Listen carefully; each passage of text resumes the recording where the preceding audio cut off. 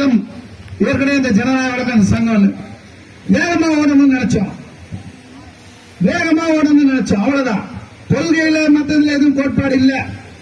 இன்னைக்கு அம்பத்தூர்ல இன்னைக்கு 60 லட்சம் ரூபாய்க்கு ஒரு கட்டணமும், இங்க அமையக்கூடிய 1 கோடி ரூபாய்க்கு ஒரு கட்டணமும், கோயம்புத்தூர்ல புதுசா வழங்குவதற்குண்டான இடமும், இன்னைக்கு தனி சொத்து என்பது இன்னைக்கு அம்மா புள்ள மகள் அப்பா பையன் குடும்பம் அடுத்தடுத்த தலைமுறைக்கு போவோம். ஆனா பொது சொத்து இயக்கத்துக்கான சொத்து என்பது மக்கள் போராட்டத்துக்கு பயன்படும். இந்த 3 இடத்தோட 2 பில்டிங்கோட ஒரு இடத்தோட என்ன பில்டிங்னா சும்மாவா? இன்னைக்கு அம்பத்தூர்ல இருக்க அலுவலகம், அம்பத்தூர் 1 மணி நேரம் தள்ளி சென்டர்ல இருந்து அந்த அலுவலகத்துக்கு அனைத்து சங்கத்தையும் தமிழ்நாட்டை திருப்பி பார்க்க வச்சு அமைச்சர்களை வர வச்சு முடிக்க வச்சிருக்க அந்த அலுவலகம் மிகப்பெரிய காரணம். வெறும் அலுவலகம் அது. எத்தனை பேருடைய ஏக்க பெருமூச்சு, அழுக, கஷ்டம், துன்பம், துயரம். நாங்க கொட்டிக்கிறதுக்கு ஒரு இடம், கவலையை தெரிவிச்சுக்கிறதுக்கு ஒரு இடம், நாங்க மீண்டு வர்றதுக்கு ஒரு இடம், என் அடிமை சங்கிலியை உடைக்கிறதுக்கு ஒரு இடம் சொன்னா அது அலுவலகம் தான். வாடகை கொடுத்து நடத்துறவங்களுக்கு தான் அலுவலகத்துடைய அருமை தெரியும் சொல்லுவோம். இதுல இருக்கிற ஒரு நல்ல முயற்சி என்னன்னா, தொடர் எஸ்கேவுடைய கனவு ஸ்ரீபெரும்புதூர்ல அலுவலகம் அமையணும். கடினமான முயற்சி எடுத்து எஸ்கேவும் தொடர் இங்க இருக்கிற தோழரும் ஒரு அலுவலகத்தை உருவாக்கி இருக்காங்க.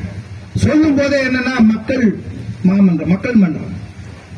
என்ன குறிப்பா இதுல இருக்கக்கூடிய நல்ல விஷயம்னா, எங்கள் தொழிற்சங்கத்தில் சேர்ந்தவர்கள் மட்டும்தான் இந்த அலுவலகத்தை பயன்படுத்த வேண்டும் என்பது கிடையாது.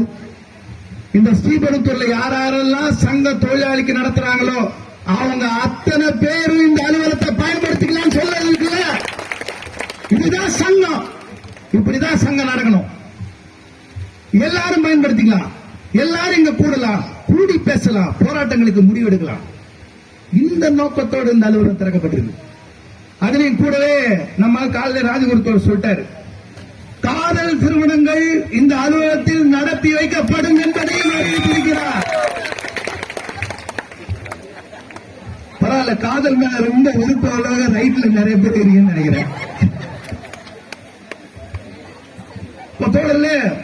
ஒரு நம்பிக்கையோட போராட்ட களத்தோட ஒரு அலுவலகங்கள், 2 அலுவலகங்கள், ஒரு இடம், அதையும் தாண்டி உலகை குலுக்கிய 8 நாட்கள் ரஷ்ய பரீட்சை சொல்லுவாங்க.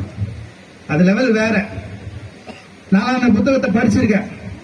அந்த புத்தகத்தை படிக்கும்போது லெனின் எத்தனை பேரை எத்தனை கூட்டங்களை சமாளிப்பாரு, எப்படிலாம் போராட்டத்தை கொண்டு போவாருன்னு அந்த உலகை குலுக்கிய 8 நாட்கள் இருக்கும். எனக்கு தெரிஞ்சு தமிழ்நாட்டில் சமீப காலத்துல 4.5 வருஷத்துல இந்த ஆட்சியில, தமிழ்நாட்டு ஆட்சியில அது 184 நாள் நடந்ததுன்னா அந்த 184 நாளும் தமிழ்நாட்டு அரசையும் தமிழ்நாட்டையும் குலுக்கிய நாட்களாக இந்த தூய்மை பணியாளர்களோடு, அந்த தூய்மை பணியாளர்களோடு எம்எல்ஏ கலந்திருக்கிறார்கள் என்பதுதான் முக்கியமான விஷயம். நிச்சயமா உழைப்போர் இயக்கம், எல்டியூசி சங்கம் ஒரு இடத்துல சேர்ந்து நம்ம போறோம்னா அது நம்ம பலத்தை அதிகரிக்கிறதுக்கான இடமா இருக்குமே தவிர பலத்தை குறைக்காத இடமா இருக்காது. சரி, எஸ்கே தோழர் உங்களை வழி நடத்திய நான் உட்பட எப்படி தூய்மை பணியாளர் போராட்டத்தை எப்படி நடத்தணும், எப்படி இன்னைக்கு டாஸ்மாக் போராட்டம்னால 19 நாள் வலிமையா நடத்துறதுக்கு இருக்கும். வழக்கறிஞர் சங்கம்